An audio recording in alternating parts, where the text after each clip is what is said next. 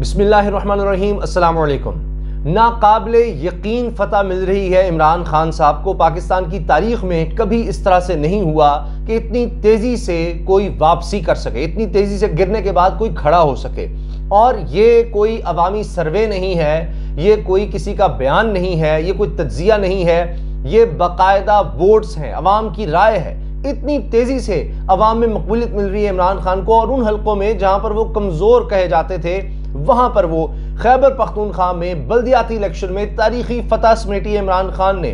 और सारी पार्टियां, ये जो 13 पार्टियां सारी इकट्ठी हुई इमरान खान के खिलाफ, ये सारी पीछे रह गई हैं। सब मिलकर भी मुकाबला नहीं कर सकी इमरान खान का, और इतनी बड़ी जीत शायद इनको कभी मिली हो। अब होता ही है कि सर्वे किए जाते हैं मुख्तलिफ तरह से कि जनाब यहाँ पर जाके 3000 लोगों से पूरे मुल्क में जनाब उनसे राय ली गई। ऐसा नहीं, लाखों लोगों के वोट हैं। और अब ये कहा जा रहा है कि ये तो जनरल इलेक्शन के बारे में पता चल रहा है कि इमरान खान की मकबूलियत इतनी तेजी से इस लेवल पर पहुंच गई है कि इतने मकबूल ना वो कभी थे और कोई सोच भी नहीं सकता। अब तो ऐसा लग रहा है जनरल इलेक्शन की तैयारी है, कैसे रोकेंगे इमरान खान को, इतना मकबूल। अब जो रिजल्ट्स अभी तक सामने आए हैं वो मैं आपके साथ शेयर करने लगा हूं, उसी से आपको अंदाजा हो जाएगा कि अब लोगों का क्या रुझान है। आप अंदाजा लगाइए कि इस वक्त तक रिजल्ट्स जो आए हैं उनके बारे में मैं आपको बता रहा हूं। 65 तहसीलों के रिजल्ट्स जो हैं उनमें 33 में तहरीक इंसाफ जीत गई है।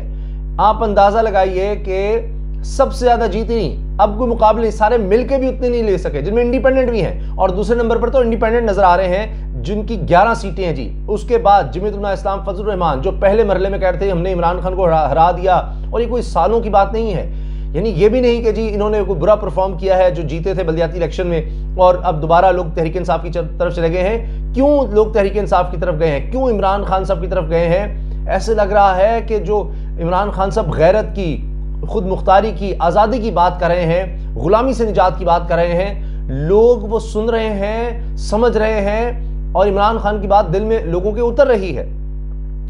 33 जनाब तहरीक इंसाफ की सीटें हैं, 11 इंडिपेंडेंट की हैं।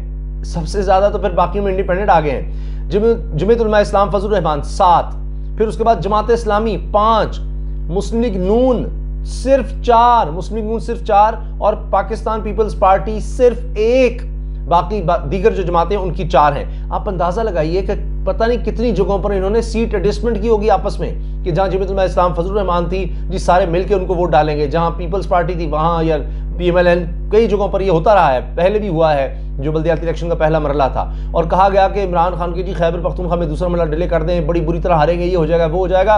इमरान खान ने साबित कर दिया कि वो लोगों के दिलों की धड़कन ज्यादा समझते हैं, लोगों की नब्ज पर इनका हाथ है। कि आप देखिए कि जिस तरह से उन्होंने बातें की हैं, जो कुछ वो लोगों के सामने लेकर आए हैं, सबको हैरान कर दिया है। पाकिस्तान की तारीख में कभी ये नहीं हुआ कि इस तरह के मामले पर अमेरिका के सफारतकार की तलबी की जाए। आप भारत के तो सफारतकार की सुनते होंगे, अमेरिका के सफारतकार की तलबी की गई और उससे एहतजाज रिकॉर्ड करवाया गया।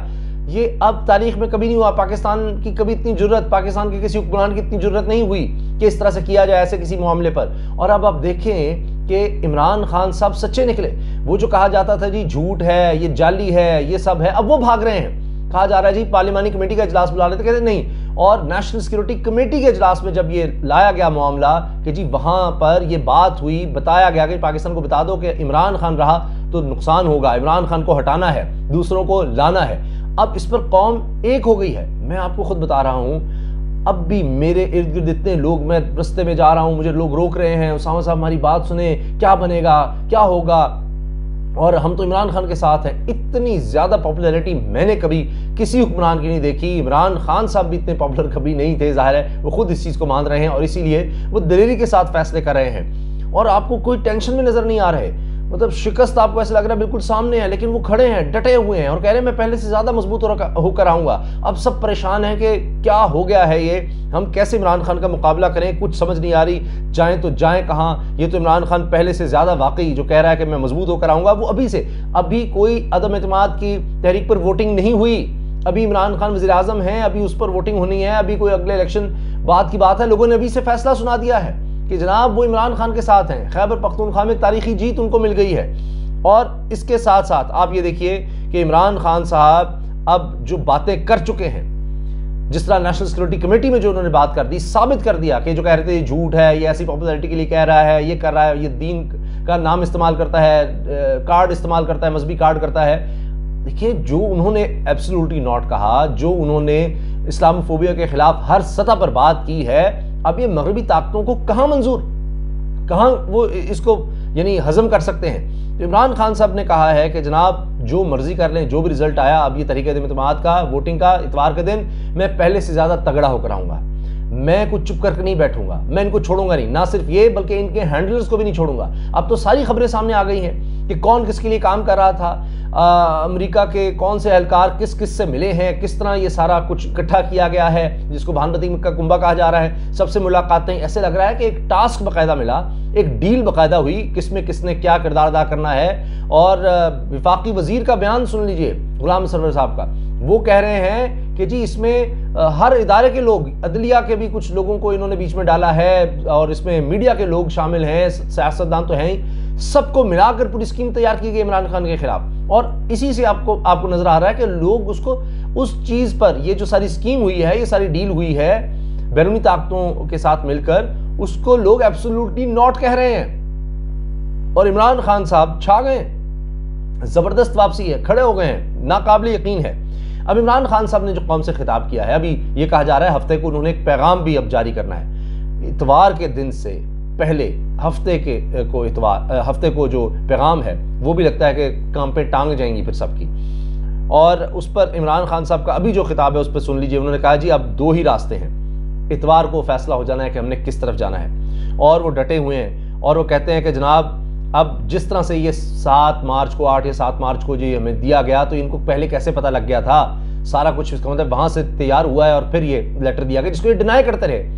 अब उस पर भाग रहे हैं, आ ही नहीं रहे मैदान में कि भाई आओ इस पर बहस कर लो। वो साबित हो गया सारा सच था, सारे अफवाज के सरबराहान उसमें मौजूद थे, तब ये फैसला इलामी जारी किया गया, एहतजाज, इस पर हम प्रोटेस्ट रिकॉर्ड करेंगे, और प्रोटेस्ट कर दिया गया है। अब देखिए ख्वाजा आसिफ साहब क्या, मुस्लिम लीग क्या कह रही है कि हम तो सोच ही नहीं सकते। वो कहते हैं कि अमेरिका के बगैर तो हमारी सांसें बंद हो जाएंगी। ये स्टेटमेंट है ख्वाजा आसिफ की कि हम वेंटिलेटर पे हैं, अमेरिका के वेंटिलेटर्स पे हैं, अमेरिका ने ड्रिपें लगाई हुई हैं, अमेरिका अगर हमारे साथ ना दे, हमसे नाराज हो जाए तो हमारे पास तेल के पैसे नहीं होंगे, हम बर्बाद हो जाएंगे, कुछ नहीं बचेगा हमारे पास, तो अमेरिका के बगैर हम नहीं चल सकते, अमेरिका एक हकीकत है, और इस तरह की बातें कर रहे हैं। तो ये क्या हो रहा है, तो बिल्ली थल्ले से बाहर आ गई। अब इस पर हम आगे तफसील से बात करेंगे। अब इमरान खान साहब ये कह रहे हैं कि सरकारी मुरासला है, किसी को शक था, कहते थे झूठ है, ये है वो है, अब देख लो, अब आ जाओ, सबके सामने है। फिर उन्होंने कहा कि ये लोग देखें कि जो करप्ट हैं, अरबों रुपया इन्होंने मुल्क का लूटा है, तो क्या ये जो बैरूनी ताकतें हैं जो कह रही हैं इन लोगों को लाओ पाकिस्तान में, तो क्या वो अपने मुल्क में ऐसे लोग बर्दाश्त करते हैं जिन पर केसेस हों और ये सब, वहां तो झूठ बोलने पर निकाल देते हैं, तो ये हमारे ऊपर इन्होंने मुसल्लत कर रहे हैं ऐसे लोग, क्या वजह है आखिर इसकी। और फिर वो कहते हैं कि जी ड्रोन हमले, ये मजम्मत तक नहीं करते थे, इतने ड्रोन हमले हम पर हुए, और क्या कोई अपने इत्तेहादी पर करता है, हमने क्या नहीं किया इनके लिए। और उसके बाद उन्होंने कहा जी पाकिस्तान दोगला काम करता है और ये सब कुछ, हमने क्या क्या नुकसान के लिए बर्दाश्त किए। इमरान खान साहब ने कहा मैं आज़ाद खारजा पॉलिसी देना चाहता हूँ, तो मैं पीछे नहीं हटूंगा, और मैं इसीलिए आया था। ये लोग कहते हैं जी ये क्यों इस्लाम की बातें करता है, कहते हैं अगर मेरे अंदर ईमान ना होता तो मैं सियासत में ही ना आता, तो मैंने आज़ाद खारजा पॉलिसी अपनानी है, हम कोई गुलाम नहीं है, हमने आज़ादी और खुद मुख्तारी की तरफ जाना है। फिर वो कहते हैं जी हमारे निज़ाम इंसाफ में ताकतवर को कानून के नीचे लाने की सलाहियत ही नहीं, यही होता है, आराम से निकल जाते। देखिए ना, नवाज शरीफ साहब अभी से वापसी की बात कर रहे हैं, मरीम साहब अभी सब कुछ ठीक हो जाएगा, हो जाएगा। फिर उन्होंने ये कहा कि जी ये सब कह रहे हैं जी ये जो कि जी इमरान खान ने बड़ा बुरा किया इसलिए हम इसको छोड़कर आ गए हैं। उन्होंने कहा जी ये ड्रामा कर रहे हैं, इमरान खान ने मुल्क खराब कर दिया, अगर ऐसा कुछ था तो इस्तीफा देकर जाते। अब देखिए ना उनको छुपा कर किस तरह लाया जा रहा है, और कह रहे हैं कि कौम आपको माफ नहीं करेगी, ये चेहरे आपके नहीं भूले जाएंगे लोग, अब इस पर वो डर रहे हैं। और फिर उन्होंने आखिर में कहा कि जी मैं किसी सूरत ये साजिश कामयाब नहीं होने दूंगा, कुछ भी कर लें। और ये जो कह रहे हैं जी इमरान, कुछ लोगों ने कहा जी इमरान खान कह रहे हैं मुझे कहा कि जी इस्तीफा दे दें, कहते लोग मुझे जानते ही नहीं है, मैं लड़ूंगा और खून के आखिरी कतरे तक, जब तक मेरे अंदर जान है मैं लड़ता रहूंगा। आप किस बारे में क्या राय है जरूर आगाह कीजिएगा। अल्लाह हाफिज़।